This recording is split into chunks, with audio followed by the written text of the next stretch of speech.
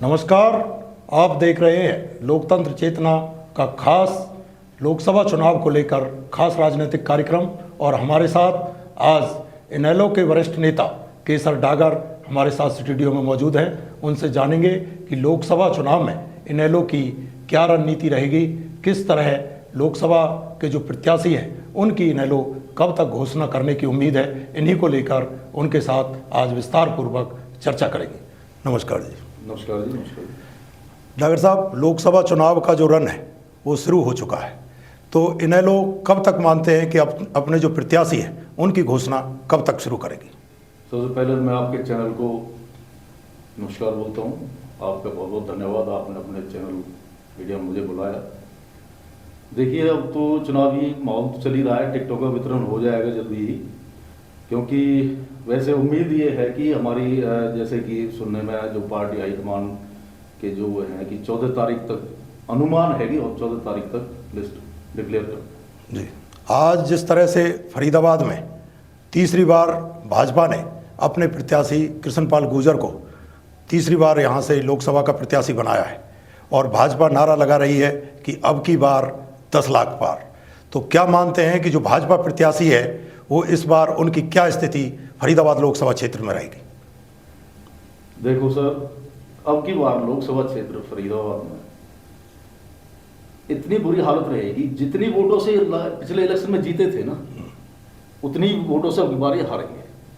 कारण है उसका, क्योंकि फरीदाबाद में स्मार्ट सिटी के नाम पर 200 करोड़ का घोटाला है। उसका ये पता नहीं है कि उसमें जितने भी नाम इन्वॉल्व थे उनका आज तक कहीं कोई खुलासा नहीं हुआ।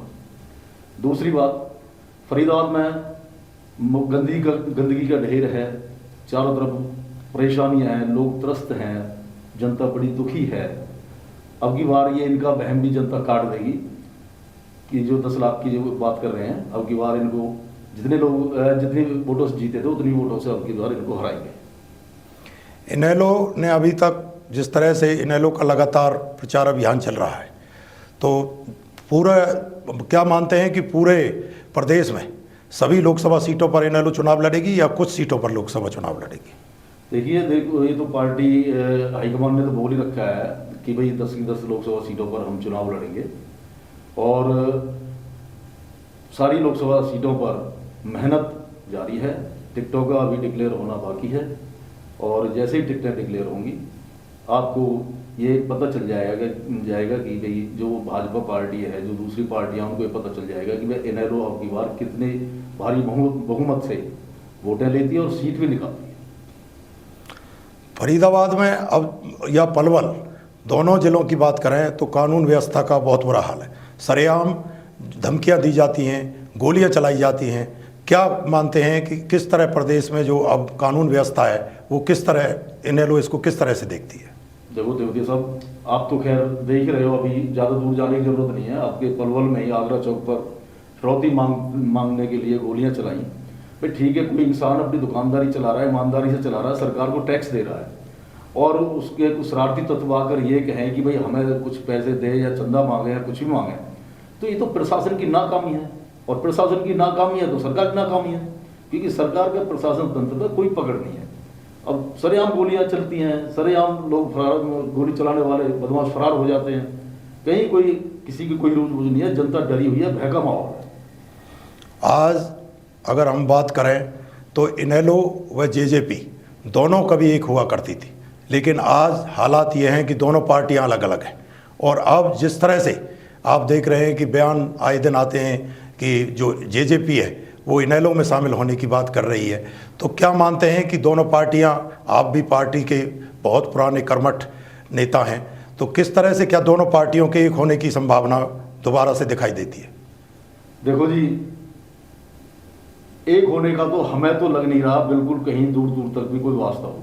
एक तो नहीं होंगे, क्योंकि जेजेपी वालों ने इनेलो को तोड़कर बहुत एक जनता के विश्वास को ठेस पहुंचाई, पार्टी को भी नुकसान पहुंचाया और जनता ने तो भाजपा को हराया था आपकी बात, लेकिन दुष्यंत ने फिर भाजपा की सरकार जब बनवाई। अब जैसा कि आप देख रहे हो, क्योंकि जनता को तो मौका 5 साल में एक बार मिलता है।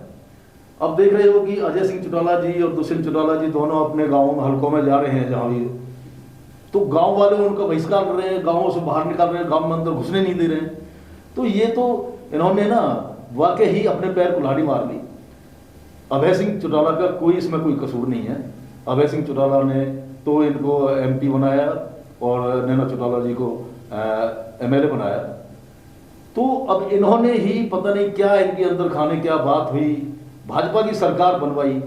अब भाजपा की सरकार बनवाने पर जनता इनके सामने, इनके तस्वीर इनके सामने आ रही है।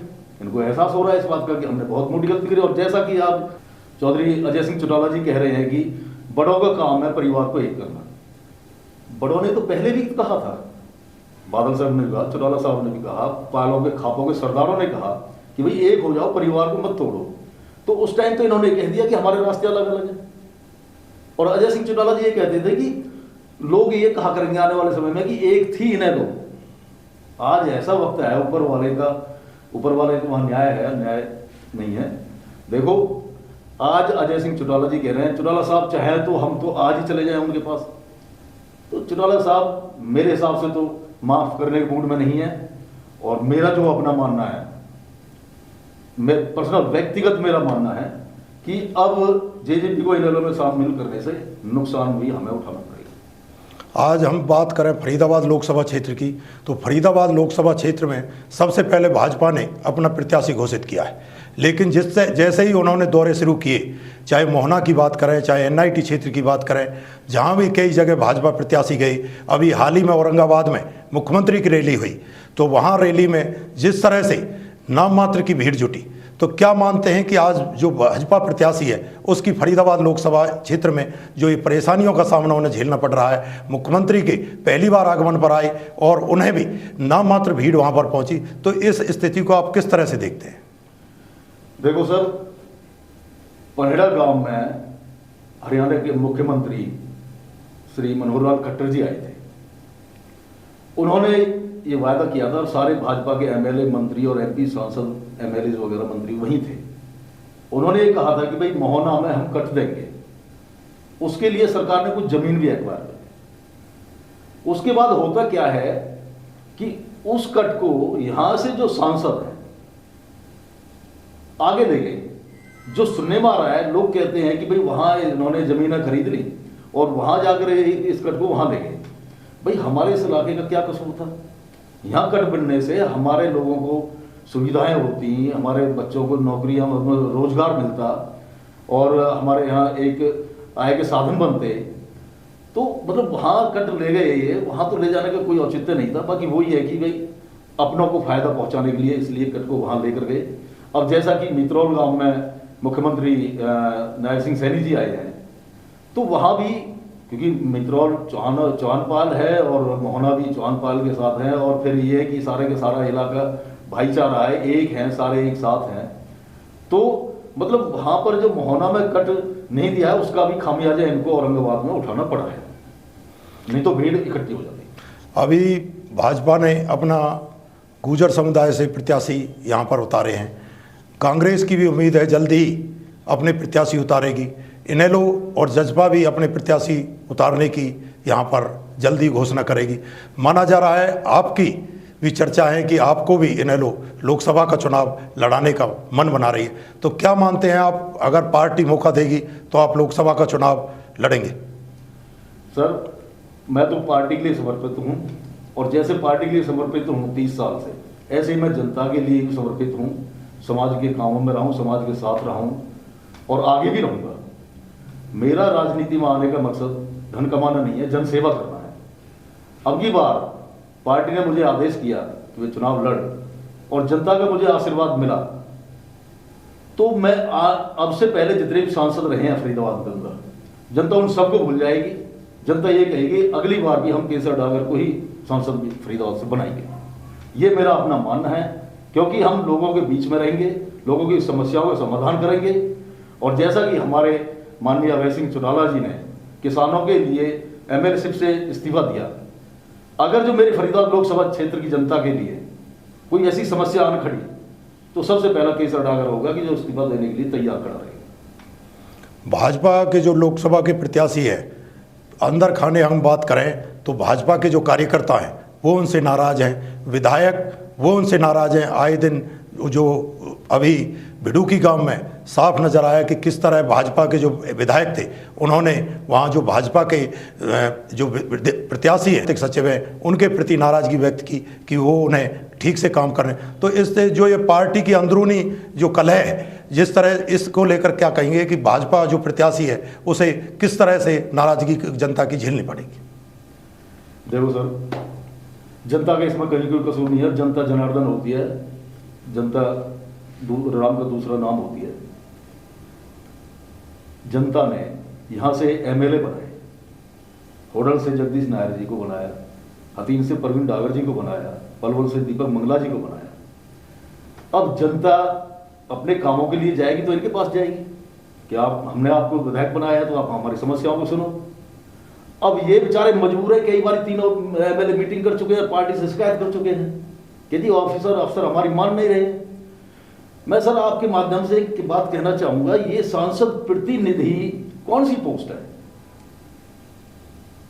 ये कोई मतलब कोई वोटों से बने हुए हैं सांसद प्रतिनिधि या सरकारी कोई पोस्ट है? ये पोस्ट कैसे क्रिएट की गई कि भाई सांसद प्रतिनिधि आ गए? सांसद प्रतिनिधि की ही बात चल रही है, ऑफिसर सांसद प्रतिनिधियों की बात मान रहे हैं। तो जनाब ये तो जनता के साथ एक विश्वासघात है। जनता ने एमएलए बनाया, एमएलए की कोई पूछ नहीं रहा, तो फिर तो ये है कि जनता की बार इनको आईना दिखा देगी। तो ये थे हमारे साथ इनेलो के वरिष्ठ नेता केसर डागर, और फिर किसी बड़ी राजनीतिक शख्सियत के साथ मुलाकात करेंगे। जय हिंद, जय भारत। नमस्कार।